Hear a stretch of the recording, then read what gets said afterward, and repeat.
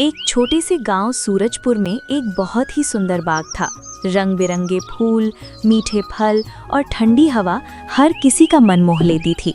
लेकिन हैरानी की बात ये थी कि कोई भी गांव वाला उस बाग में जाने की हिम्मत नहीं करता था। उनका मानना था कि अक्सर बाग के उस पार वाली गुफा के अंदर से किसी जिन्न की आवाजें आती हैं, जो आते जाते लोगों को आवाजें देता है, जिससे गांव वाले बहुत डरा करते थे।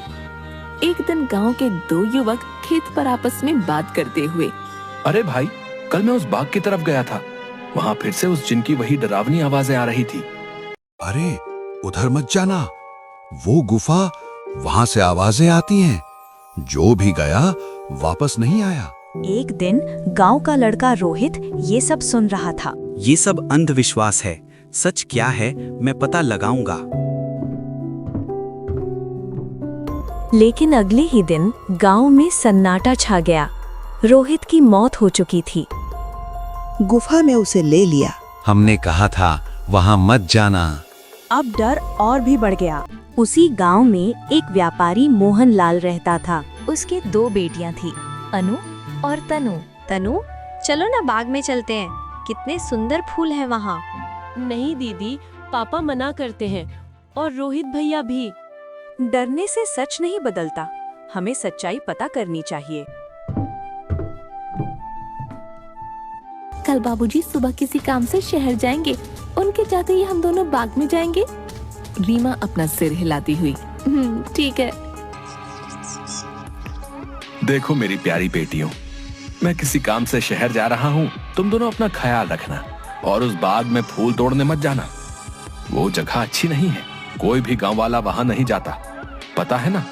इसके बाद धन्नू वहाँ से चला जाता है। उसके जाते ही दोनों बहनें उस बाग की तरफ जाने लगती हैं।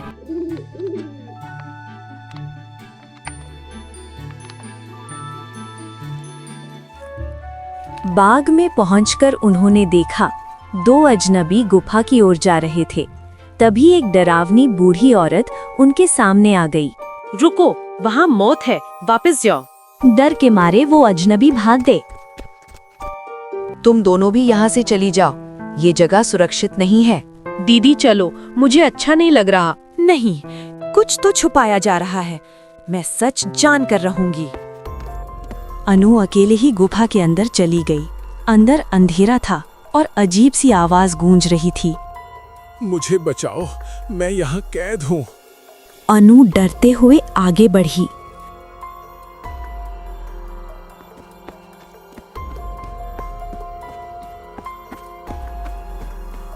उसे एक विशाल परछाई दिखाई दी। कौन हो तुम? मैं कोई प्रेत नहीं हूँ, मुझे धोखे से यहाँ कैद किया गया है। सच्चाई ये थी कि वही बूढ़ी औरत लालची थी। उसने एक जादुई फल के लालच में उस शक्ति को कैद कर दिया था, ताकि कोई भी बाग में न आए। अगर तुम मेरी मदद करोगी तो सब सच सामने आ जाएगा। अनु ने हिम्मत दिखाई। मैं तुम्हारी मदद करूंगी, बताओ मुझे क्या करना होगा। उसे उस औरत की झोपड़ी से एक चमकता हुआ जादुई फल लाना था। अनु चुपकी सी झोपड़ी में पहुंची।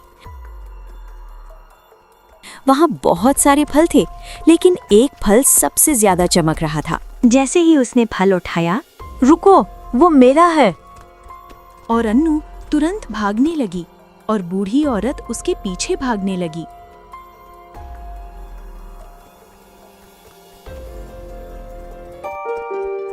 अनु भागते हुए गुफा में पहुंची, लेकिन फल उसके हाथ से गिर गया और अचानक वो एक पक्षी में बदल गया।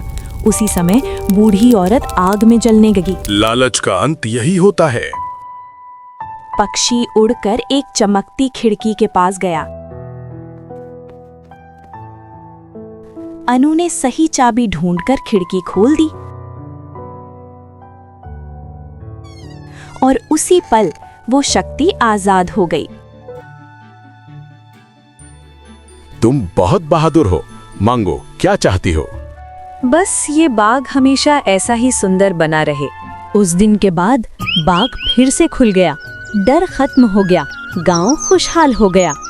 डर के पीछे अक्सर सच्चाई छुपी होती है और हिम्मत ही उसे सामने लाती है।